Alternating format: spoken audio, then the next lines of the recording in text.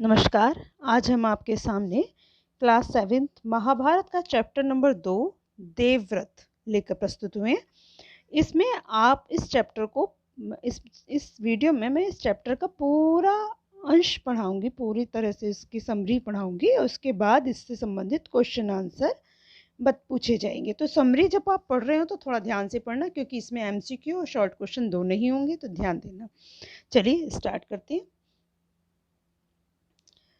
गंगा एक सुंदर युवती का रूप धारण किए नदी के तट पर खड़ी थी। उसके सौंदर्य और नव यौवन ने राजा शांतनु को मोह लिया था। गंगा बोली, राजन, आपकी पत्नी होना मुझे स्वीकार है, पर इससे पहले आपको मेरी शर्तें माननी होंगी।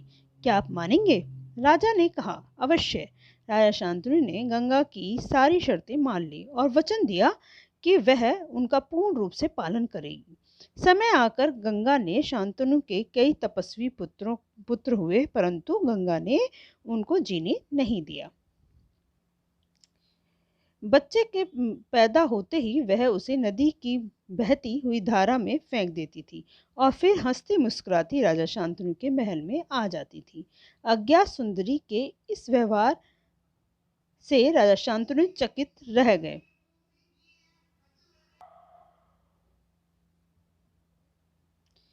उनके आश्चर्य और क्षोभ का पारावार न रहा। शांतनु वचन दे चुके थे, इस कारण वह मन महसूस कर रह जाते। 7 बच्चों को गंगा ने इसी भांति नदी की धारा में बहा दिया। तो 7 बच्चों को पूछा, क्वेश्चन जाएगा आपको, कितने बच्चों को गंगा ने नदी की धारा में बहाया था? तो 7 बच्चों को। 8वें बच्चा पैदा हुआ। गंगा उसे भी लेकर नदी की तरफ जाने लगी तो शांतनु ने से ना रहा गया। बोले, माँ होकर अपने नादान बच्चों को अकारण ही क्यों मार दिया करती हो? देखिए पिक्चर दे रखी है, अच्छी सी पिक्चर देखिए। गंगा को वो गंगा अपने बच्चों को नदी में बहा रही है, ठीक है। कहती हो यह घृणित व्यवहार तुम्हें शोभा नहीं देता है। राजा की बात सुनकर गंगा मन ही मन मुस्कुराई, परंतु क्रोध का अभिनय करती हुई बोली, राजन, क्या आप अपना वचन भूल गए हैं?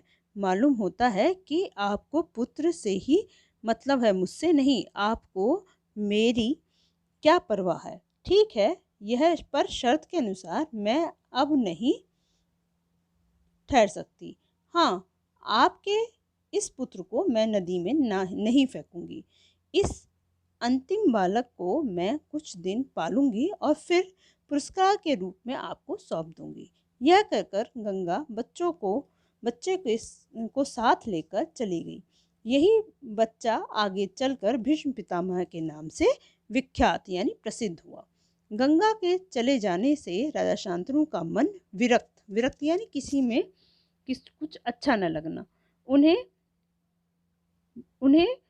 भोग और विलास से जी हटा लिया और राजकाज में मन लगा लिया। एक दिन राजा शिकार खेलते खेलते गंगा के तट पर चले गए तो देखा कि किनारे पर खड़ा एक सुंदर और गठीला युवक गंगा की बहती हुई धारा पर बाण चला रहा था। बाणों की बौछार से गंगा की प्रचंड धारा एकदम रुक गई थी।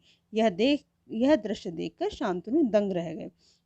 इतने में ही राजा के सामने स्वयं गंगा आकर उपस्थित हो गई। गंगा ने युवक को अपने पास बुलाया और राजा से बोली, राजन, पहचाना मुझे और इस युवक को? यही आपका और मेरा 8वां पुत्र देवव्रत है।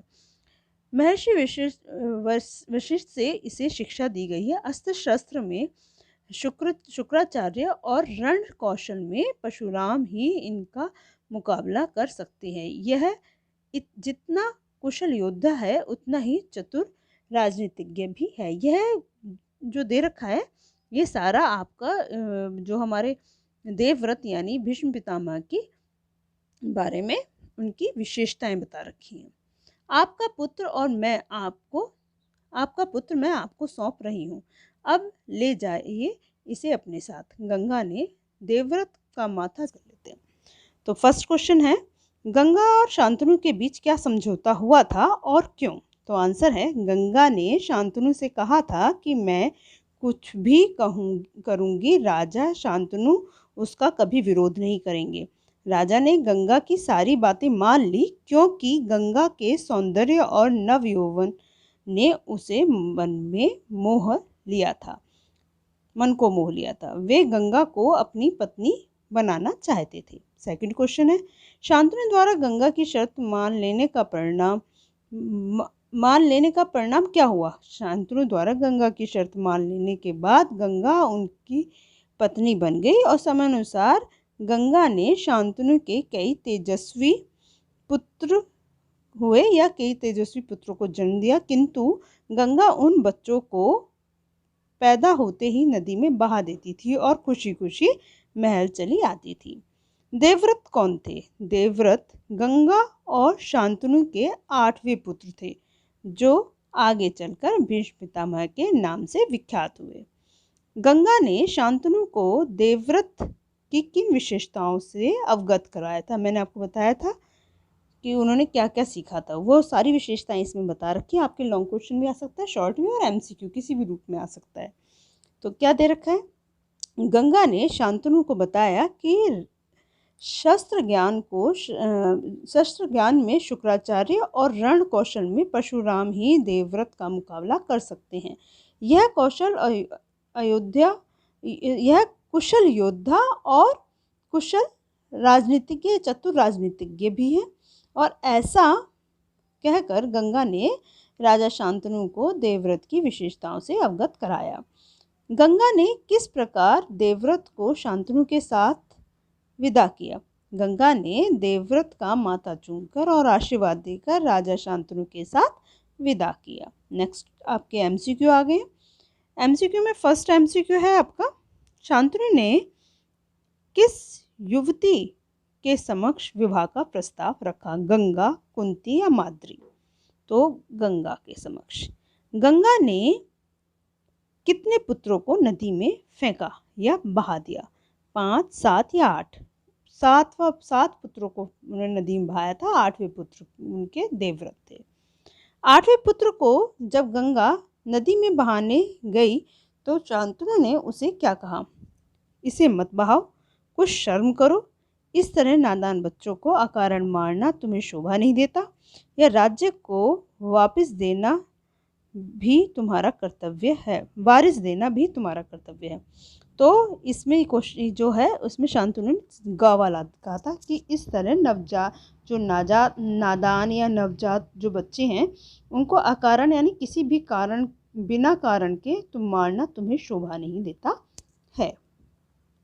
नेक्स्ट क्वेश्चन है आपका, शांतनु के पुत्र का क्या नाम था? शांतनु के पुत्र का नाम गंगे, देवदास या देवव्रत? तो देवव्रत था। ठीक। नेक्स्ट है आपका, राजा शांतनु का मन किसने मोह लिया? देवव्रत ने, गंगा ने, यमुना ने या कावेरी ने? तो जो मन मोह लिया था वो गंगा थी। ठीक। इसके बाद गंगा ने विवाह के लिए क्या शर्त रखी कि सारा राजपाट मुझे दो, या फिर वह उनसे कभी कोई प्रश्न ना करे, या वह उनकी संतान के बारे में ना पूछे, या ये सभी?